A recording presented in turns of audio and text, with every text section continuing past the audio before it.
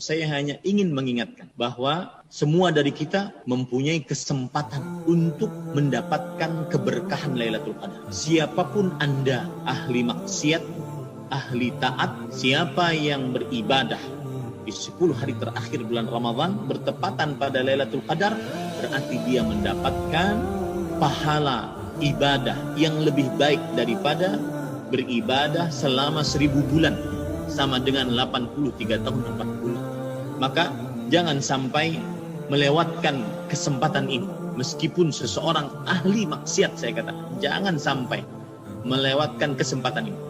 Dan saya ingin bercerita, Syekh Al-Allamah Profesor Dr. Abdul Razak bin Abdul Muhsin Al-Badr hafizahumullah, pernah malam yang ke-27 Ramadan, pada suatu Ramadan, beliau mendapati anak muda di dalam mobilnya menyetel musik dengan suara yang keras. Sedangkan orang-orang di Masjid Nabawi sedang mau beribadah.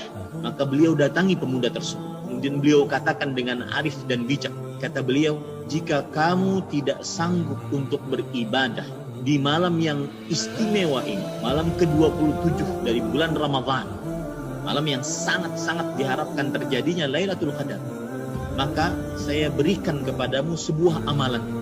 Semoga Allah Subhanahu wa ta'ala mengubah hidupmu, yaitu amalkan Allahumma innaka afuun tuhibbul afwa fa'fu anni. Dari beberapa pemuda yang ada di dalam mobil tersebut, perkataan Syekh menghujam kepada hati. Malam itu dia pulang. Dari mulai malam itu dia mengucapkan Allahumma innaka afuun tuhibbul afwa fa'fu anni. Dan akhirnya doa tersebut sangat bermanfaat untuk kehidupannya. Kalau bahasa kita, akhirnya berkat doa tersebut Allah mengabulkannya dan membuat dia berhijrah. Akhirnya dia menjadi pendakwah. Suatu saat Syekh pergi ke sebuah daerah untuk berdakwah di hadapan para tentara. Kemudian ternyata setelah selesai berdakwah, ada seorang tentara mengatakan kepada Syekh, Syekh, kenalkah engkau dengan aku? Kemudian Syekh mengatakan, mohon maaf, banyak yang saya temui. Siapa engkau? Aku adalah pemuda yang dulu engkau nasihati di malam ke-27 Ramadan agar membaca doa Allahumma innaka afuun tuhibbul afwa fa'fu. Perkataanmu menghujam kepada hatiku, dan akhirnya aku berhijrah, bertobat, terus membaca itu tanpa henti. Akhirnya aku menjadi seorang tentara, dan di tentara ini aku sebagai pendakwah. Lihat bagaimana seorang yang ahli maksiat di 10 malam terakhir bulan Ramadan, jika dia beribadah bertepatan pada Lailatul Qadar, maka dia tetap akan mendapatkan keberkahan Lailatul Qadar. Dia tetap akan mendapatkan keagungan, kemuliaan Lailatul Qadar.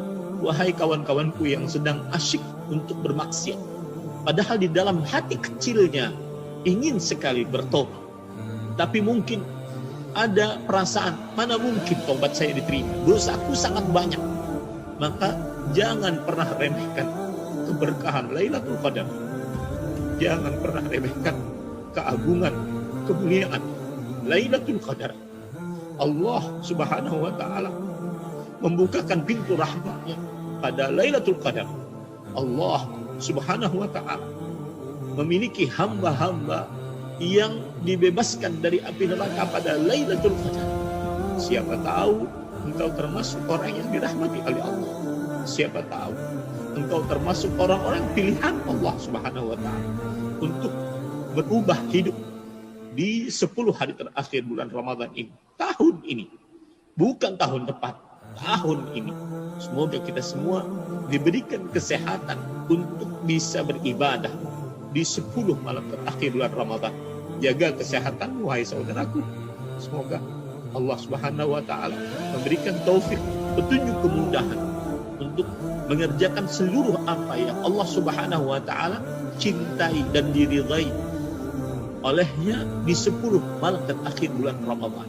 Dan terakhir pesan saya, hari-hari yang tersisa dari bulan Ramadan ini lebih mulia dibandingkan yang sudah lewat.